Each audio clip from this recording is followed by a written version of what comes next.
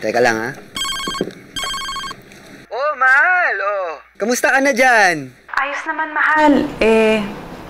Magaan lang naman yung trabaho dito. Konting laba-laba, plancha, linis. Eto si Marco. Nay, magpadala kayo ng maraming chocolates, ha? Oo, anak. Pero mag-iipon muna ang nanay, ha? Kasi kakarating ko lang dito sa Saudi. Tsaka 2 taon pa yung kontrata ko dito, eh. Ibig sabihin, Nay, matagal pa bago tayo makumpleto ulit? Paano yung birthday ko tsaka yung Pasko? Nak, pakiusap kay nanay. Pakiusap, ha? Upo ka muna. Hello, mahal? Oo, kung pwede sana magpadala ka ulit ng pera, ha? Kasi yung una mong pinadala, pinangkapital ko, pautang. 5 hanggang 10% interes. Pati nga si Dennis, yung pinsan ko, nangutang na rin, eh. Sila yung lumalapit para mangutang sa atin.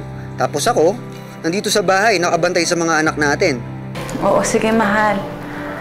Basta, pipiliin mo yung papautangan mo. Ewan ko pa, mahal. Parang napapadalas. Kinakabahan ako, eh. Ang hirap kasi nitong malayo ako sa inyo. Basta mag-iingat ka, ha? Tsaka pakisabi sa mga bata. Miss na miss ko na sila.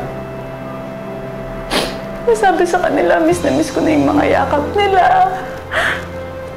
Miss na miss ko na yung ginigising sila, pinaghahandaan sila ng pagkain.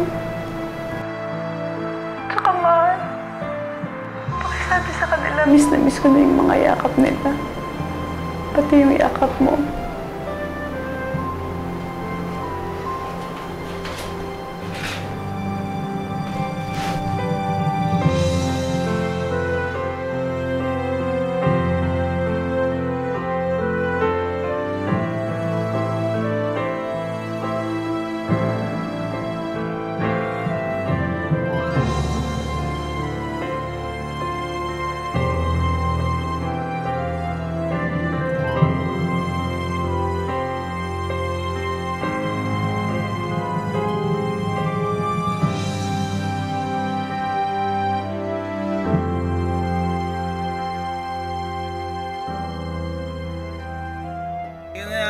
Tayo ka pa, oh.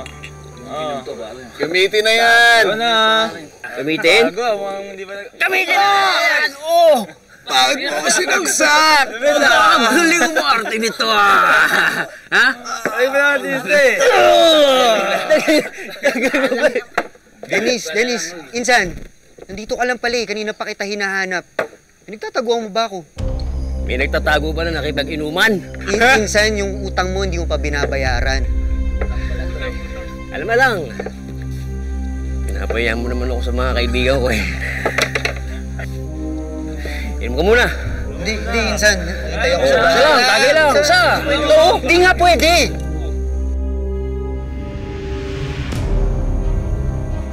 Uy, kung ito, bayad ko sa'yo. Ha? Insan? Papalag ka? Ha? Teka lang, insan. Wala namang ganyanan, insan.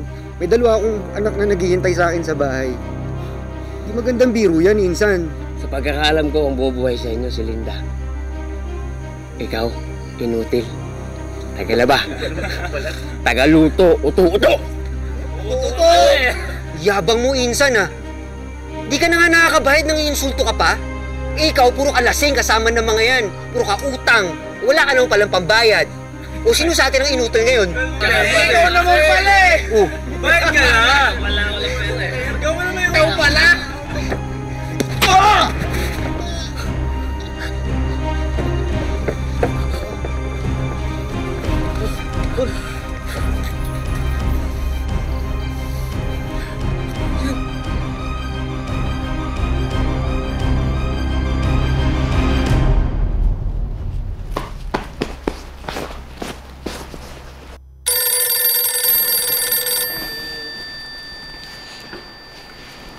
Hello?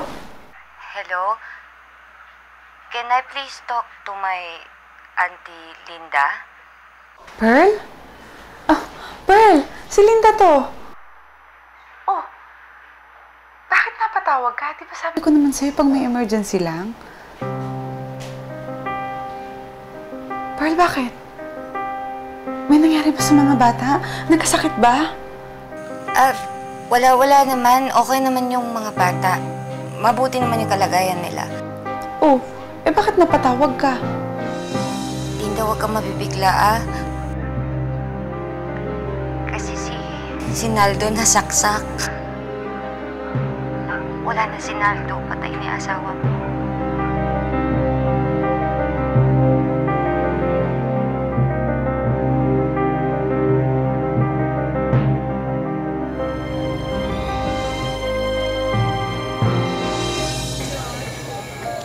Dahil panahon ng Ramadan noon, 7 araw ang dumaan bago nakauwi sa Davao si Linda. Hinintay ng kanilang mga kamag-anak ang pagdating niya.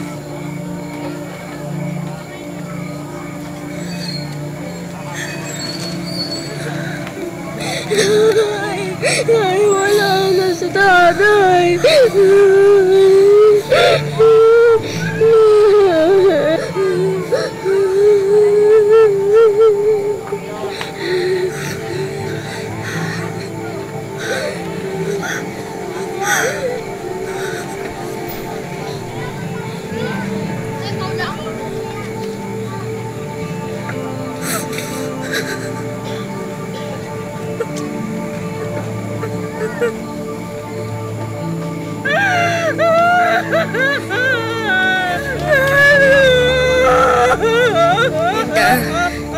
Linda, uminahon ka.